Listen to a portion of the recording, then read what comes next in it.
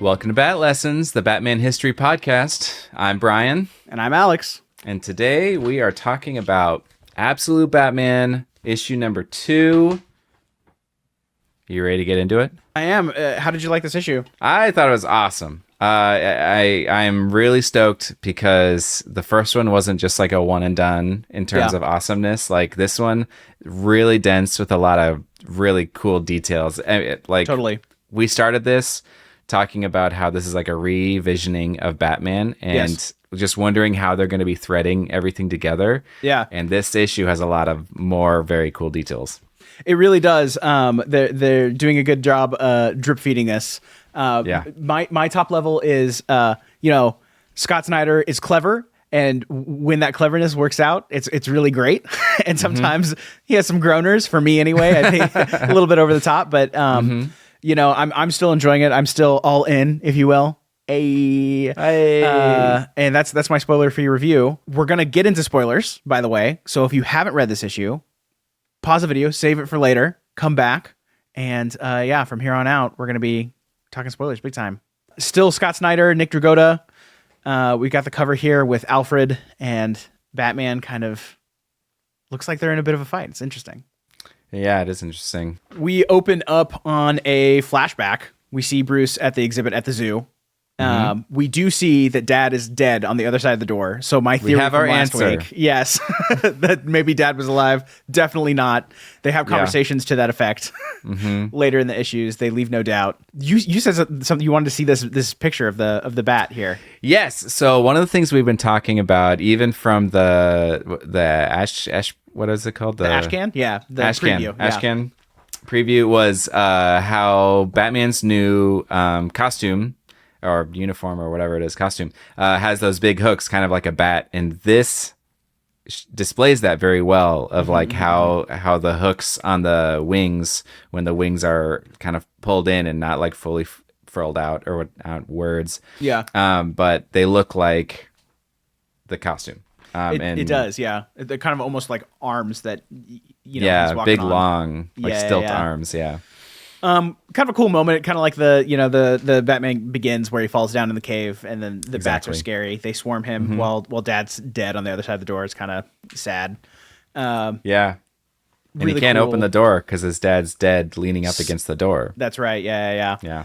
And it's just a cool double page splash. Just like in part 1 of 5, we got the gun at the zoo. We get Bruce kind of, under the bats. We go back to present day. The party animals are all over town, wreaking havoc, and we get Alfred narrating that, Bruce is staying one step ahead. He seems to be wherever they are. It's kind of interesting. Somewhat minor detail, but on the costume. So you see up here in the top, he's got the pieces out. Does he have 3 of those hooks or more, or is one of those a shadow? What do you read? It looks like maybe he's got 3. I don't know. Yeah, that jumped out to me right away because it was different than what we'd seen before. Yeah. You were telling me the knives as well was interesting to you.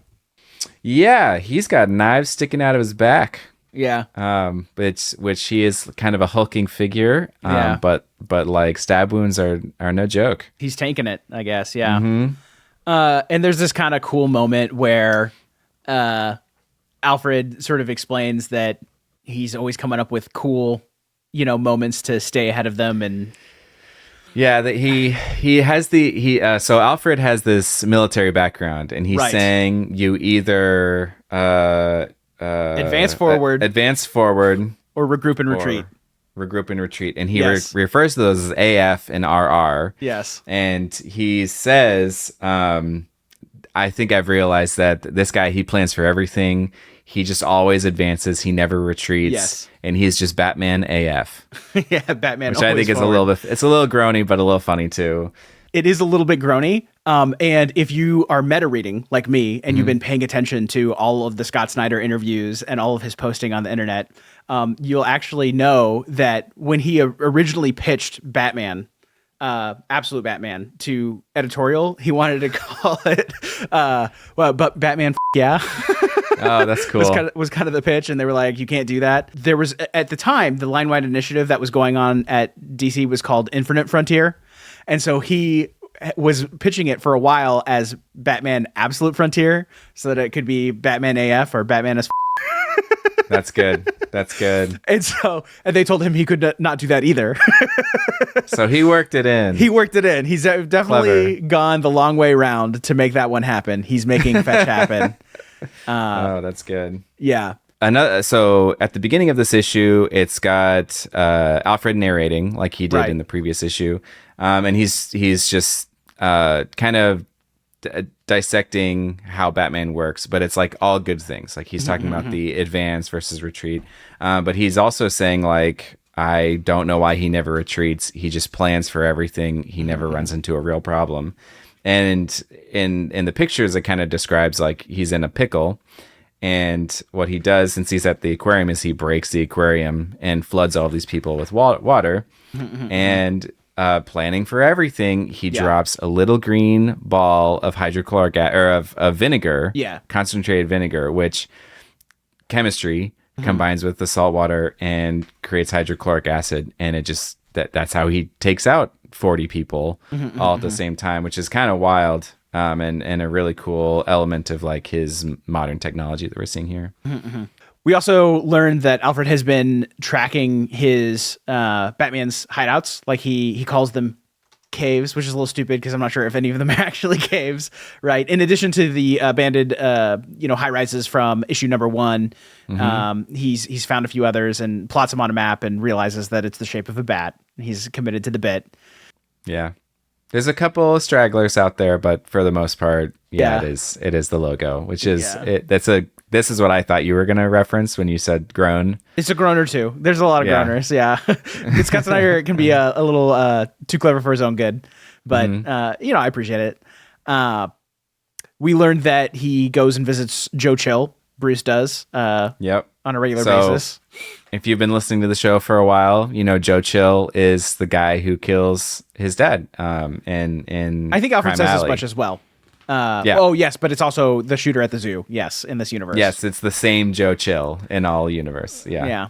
And then Alfred is observing one night when the party animals have also found the abandoned towers, which is one of Bruce's hideouts, and he thinks maybe that's when he's going to regroup and retreat. But no, he's always advancing forward, and that's when we get the Batman AF splash. And the way that he does that is he blows up the tower. When they find it, which is kind of a cool moment. That I love the idea that like he's planned ahead, he's booby trapped it or whatever to self-destruct. It explodes in the shape of a Batman cowl. It's a little silly. Yeah. But makes for cool art for sure. Does that mean that this Batman does kill? I don't know. The same thing happened in issue number 1 with the, so that was the thing in the recording of the episode. I thought that Alfred was the one that detonated the bomb when the people were going up the stairs. That's what I thought too. Multiple people who commented on the episode and wrote emails and stuff who said, no, it was Batman. And if you go back and you read it again with the dialogue, it actually makes sense that Alfred is narrating Batman doing it. It doesn't necessarily make sense with the art because the background behind Alfred, if I recall, is like a solid yellow, and then the hand that's clicking it is also a solid yellow. But I'm pretty sure it was supposed to be Bruce. So I don't know. Like maybe he has non-lethal explosions. Like maybe he knows they're going to get to the level and then he blows it up, and like the eyes are just cosmetic. We're not supposed to think about it too hard. It's a comic book. Maybe it's powder paint. Yeah, exactly. Then we cut to the hospital where we find that Mayor Gordon not dead. Not dead. Yeah, one of the things we were worried about. He's there with Bullock and Barbara. They're watching TV.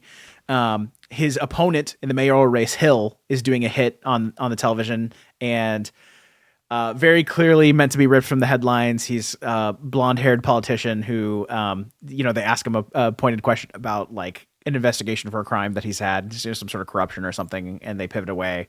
But Hill is blaming Batman and all the crime on Gordon, and so Gordon is laid up in this bed, and they're saying you're not going to win.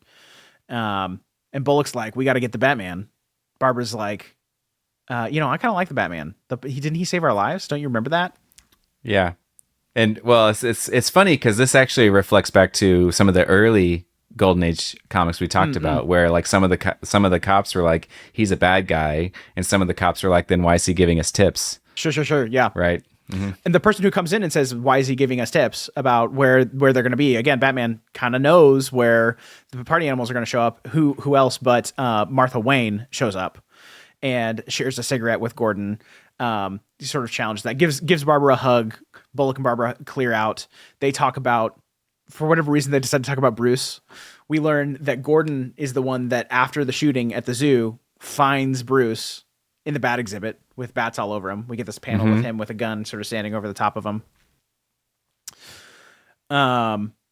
And Martha remarks that, after the shooting at the zoo, she kind of lost her son. Like he always used to share his whole life with her, but after the fact, he's very, keeps to himself, very reserved. And that cuts straight to a flashback where we're seeing him as a kid, I think after the shooting. Yes, absolutely. After the shooting. Yeah. And we're not exactly sure what's going on here. He's reflecting about himself and his friends. There's a medal from a science fair. She says, like, hey, your friends are here. And he says, tell him to go away. He's crying. He chucks the medal out the window. I assume we're going to learn more about this. There's some sort of trauma with his friends and the science fair. Oh, interesting. I was reading it very differently. You tell me. Maybe I'm reading it wrong. You're a layer deeper than me. All I was thinking was he's reevaluating what's important. Like his dad just died. Sure. He saw this terrible thing, and he's got this first place science fair Olympics, and he's thinking like, who cares about this stuff? And his mom's like, hey, your friends are outside. Do you want to go see them? They came to see you. And he's like, no, I want to be alone because I'm angry. These people that's kind of steps are his friends. Yeah, that makes sense. Yeah. And you can actually identify like the Riddler. Which one's which, yes. Yeah, etc. Yeah. Mm-hmm. I just didn't realize that they were there right now. Like this is the picture of them being waiting. Yeah. That makes sense. Fascinating. We'll find out. Maybe they'll tell us more about the science fair. Maybe they won't. But I bet that's coming back. That's Chekhov's gold medal. I mean, that's a really good point. I didn't think about that. Yeah. And then again, this kind of flows from scene to scene. Now that he's thinking about his friends, we cut to a poker game. So Bruce shows up and all of his friends are there. It's Harvey Dent. Friends. Same friends, yes. Harvey Dent, Oswald Cobblepot, Edward Nygma, Waylon Jones. The only one who like seems to be in a life of crime at this point is Oswald, but the others are very much hamming it up. You get them being their characters. Riddler does like some riddle math, Dent is talking about like no pictures because he's worried about politics, all that sort of thing. We get sort of character beats with all of them. Not so much with Waylon, but I think that's because he got a character beat in the first issue where he had a conversation with Bruce. There's an empty chair. Yes, for Selena.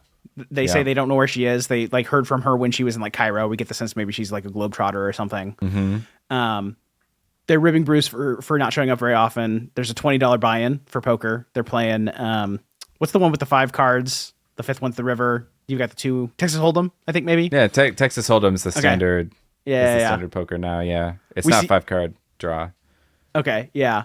And we see Harvey has 2 pairs. We don't see Bruce's hand, but he raises 20. Harvey calls, raises 200. They're playing poker for some reason. And after Bruce calls the 200, he puts a skull on the table, and that's the art we see here. And this is a really fascinating moment because I think this is happening before. This is actually showing us some information about how Bruce has collected information and built out his strategy for taking on the party animals. And he gets, again, character moments with each of Edward, Oswald, and Harvey Dent. So first, Edward, the Riddler, looks at the skull and like identifies the different chips. Like he's a tech guy for some reason. And he points out that one of the chips on there is like a GPS chip and that they're probably using it to coordinate on a map, like where to go and what to do. Which is like, maybe that's how Bruce is one step ahead. He knows where they're going to be because he's got the technology, and his friend Ed told him. He asks Oswald, who, again, we get the sense he's kind of in the underworld a little bit. He knows, some crime stuff, got some connections. Are the party animals moving on other people's territories? And he says, no, man, they're erratic. They're just here to cause trouble. They're killing people. I heard that when their leader, Roman, the Black Mask, people come to do deals with him, he just kills them, right? Yeah, so which we saw in the last issue. It's a good callback, yeah. So there's no rhyme or reason there. And then he asks Harvey, like, hey, these party animals, are they trying to affect the mayoral election? And Harvey says, I don't think so. Like, it seemed like Gordon was going to lose with or without these guys. Like, he wasn't in a good way. It's probably about money. But he does talk about what is going on with the election is that Hill, Gordon's opponent, he seems to be getting a lot of money for some reason, right? There's something going on there. Which again, these scenes just flow from one to the other. I don't want to move on from the poker if there's anything else you wanted to say about it. I did want to talk about the poker specifically. Yeah. So these people, they're all, we all know that they're going to become, well, we suppose they're going to become criminals. Yes. They're all really intelligent. They kind of display that throughout the issue so far. And he's like leveraging them. Yeah. And also, like, poker is a very intelligent game about like reading people, responding to them, like bluffing, guessing, like all that stuff. There's a ton of mental strategy in the game. Yeah. And so the idea that they have this standing poker game every week, which is honing his abilities and helping him, like, he's really smart, and this is part of his training, is hanging out with these guys specifically that he's been friends with for ages. Which is, I'm sure a lot of that's just like luck. You don't know who your friends are going to be in like elementary school. Totally. But he is lucked out that these guys are helping to keep him really sharp as well. Well, and also I get the sense like he's choosing to surround himself with people, right, that are smart and that are supporting him. In a way, it is another thing that sets him apart from the main universe Batman, who's kind of a lone wolf and reluctantly has family, right? He's got someone, he's someone who is choosing to surround himself with people and leverage his connections and use it as a way to get information that he needs and help him out, which is really cool. But it makes me wonder, why are they friends with him? Because he doesn't come a lot, and then when he does, just seems like he's unhappy. So, like, what are they getting out of the relationship as well? Hey, it's friends from childhood. That's interesting. Like, that one doesn't. It's tangent a little bit. There are people in my life that are close friends that typically I would say we are chemistry incompatible. You and I are not that way, but there are friends that I have that, like, we went through something together. Like, we worked at a company at the right time. We were in the right place. We were at school together at the right time, the right place. And, like, now we are close. Not because, like, we think the same things are funny or we have the same hobbies, but because, we have that shared experience. And so, like, to me, these were his friends potentially when the shooting happened, when he was in school, and there's this, like, deep bond. Which could be an interesting angle in the future, like if they do have sort of friction, that there's things that are tearing them apart, despite the fact that they share, some things that feel fundamental. Yeah. Well, I am kind of wondering if, like, as this goes on, like, one seat more will become empty because they've turned a crime or something, like, or they've been caught or whatever it is, Sure. they don't know that he's Batman. But like, to your friend example, like, I would say the majority of my friends are my friends because I was forced in some situation with them. Like, totally, yeah. I went to school with them, or I went to church with them, or I went to work with them, or whatever. But my question is, the people that you had friendships with, did you remain friends if their demeanor was always awful? That's the real question here. It can be if hard. He's always coming in like really dark and gloomy and stuff. Like, would they still remain friends? Or are we going to see another issue, them kicking back and having fun? I'm guessing not, because of how Alfred described Bruce Wayne's rigor, as he's got a monastic schedule that he follows. Right. And this that seems is like the adjective he used. Yeah. Yeah. So either this is part of his schedule or it is not. Yeah. And the idea of him like chilling and watching a football game and having fun or something doesn't seem to fit in that like monastic schedule. Sure. Yeah. We'll see. I'm interested. It feels like the friendships are going to be really important. No matter which way they play out, they want us to be thinking about what it's going to be. This is one of the most curious parts of this Batman that I'm curious to see what happens. I agree. As I was saying, the scenes kind of flow from one to the other. We've got, Martha talking about when he was a child. We've got the flashback when he was a child talking about the friends. The friends lead into the poker game. The poker game ends with Harvey talking about how who is trying to mess with the political situation. It's Hill. That leads directly into, sort of an espionage scene where we get Batman doing spy stuff, doing detective stuff. He breaks into Hill's campaign office, which is kind of cool. There's another like kind of forced thing, Scott Snyder trying to be clever, where he explains that the windfall of money that Hill is getting is a golden arc or something like that, and Batman's like searching through files on the computer. He says it's a golden chest. They always talk about like their war chest or whatever, like their golden chest. And he goes, also known as an arc. And then there's a folder on the desktop that's Arc M. Yeah. But you know what? It makes you feel smart when you're reading it. Maybe, Yeah. I'm not upset about it. It is a little bit of a groaner, but like, it's like, okay, clever enough, whatever. Yeah. So as he's like hacking on the computer, he's like reading the files. Black Mask shows up at the screen and it's a trap. He's like, I've got you now, Batman. You're surrounded, not just by my people, but also by the police. And so Batman decides he's going to run. He makes a break for it. And the way he escapes is through an elevator shaft, sans elevator. He kind of like Mission Impossible's down in it. Mm-hmm. And who's waiting at the bottom for him except Alfred? And Alfred's like, listen, I kind of want to work together. Let's talk. And, at first Batman's like, no. And he's like, come on, I know some things about the party animals. Like, I have information you need. And he says, fine. And Alfred's like, great, we got to get out of here. Do you have a car? And Batman's like, you're in it. You're standing in it. That's right. And then this is like the final like boom moment. So cool. It's like a construction vehicle Batmobile. Yeah. It's cool, but also stupid. It's one of those like giant dump trucks. Yeah. That like you can see you have to climb stairs to get up into. Yeah. And they have them at like quarries and stuff. It's for massive loads. It's big, powerful thing. Yeah. Not a particularly fast vehicle. No. Like, how's he going to get away? Yeah. I mean, it could be fast in this universe, but like how was it at the bottom of the elevator shaft? There's so much that doesn't make sense. But it's a cool splash page. Yeah, it is. Like no one was expecting this. Yeah. And yeah, that's where we end the issue, except we get a little one-page Sting flashback to that moment right after he throws the metal out the window, and who's climbed in except for Selina. She's got a hoodie on, she's got little cat ears, she's wearing the metal. Yep. And she's like, you're coming with me. Which is interesting. Yeah, he's pushing away friends, and she's like not going to let him. It's certainly titillating. Absolute Batman #2. What are your thoughts? I loved it. That was great. There's so much rich detail that like helps paint the tapestry of what this Batman is going to be like. And yeah, there's a few groaners, but there's nothing that's just like straight up dumb, Oh yeah. I love it all. It's very moody. Like everything is of the same tone and it fits. And so like, yeah, there's some outlandish stuff, but it works. It works in the universe. He's building out this thing.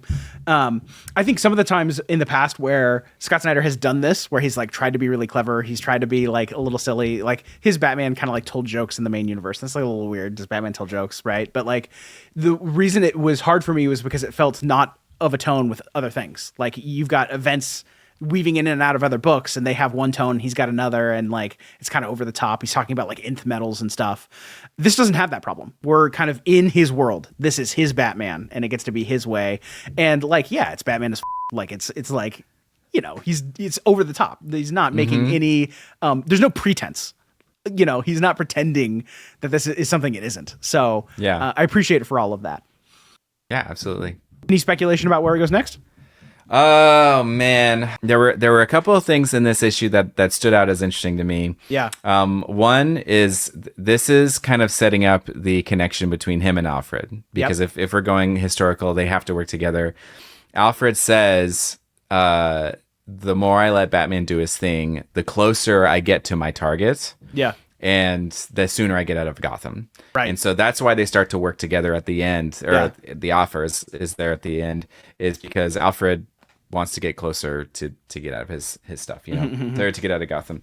That's really interesting. Yeah. The second thing that I found really interesting was in the poker game at the very end, Bruce wins. They're not the happiest about it. And he kind of implies, I would win more if Jokers were allowed. And they said Jokers are never allowed. And they show like a Joker card, which also calls back to that Golden Age Joker card. Yeah. So that's really interesting because it's all of these to-be villains essentially saying, we don't like Jokers. So that's also like, there's a little bit of a drip there of what's going to happen. Maybe they were friends. Like that subtext that we don't have. Yeah. That's a good point. Yeah. And so where are they going with that? Yeah. And then the obvious is Selena Kyle was the last page. So when is Catwoman going to show up? Oh yeah, for sure. That's something that they're going to be building towards. I think this Batman is all about relationships. You know, you're right. We're all about the relationship between Alfred and Batman. We're about the relationship Bruce and his childhood friends, including Selena. I think another one that we've got to be seeing more of is him and Gordon. So the arc is called The Zoo. I think we're going to be flashing back to the zoo regularly. There's going to be some sort of relationship between childhood Bruce and Gordon. I'm predicting. So the Gordon thing was interesting when he's in the hospital and he's sharing the cigarette with Martha. Did you sense any romantic tension there, or just like old people being friendly? I think it's intentionally ambiguous, but like potentially, you know, maybe Gordon is also widowed and they are have kindled something, but maybe not. I don't know. Martha's definitely supposed to work for Gordon, so we're gonna see. They shared a cigarette, so that's pretty. Yeah. They're swapping spit. Yeah.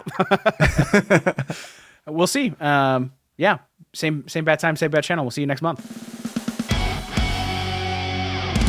Hey, Bat fam. Hope you like the show. If you do, give it a thumbs up and subscribe. It helps us out a lot. Stickers. We got stickers. It's a great way to support the show. Just $5. Link in the description and on batlessons.com. To keep the Batman history train going, watch this video next.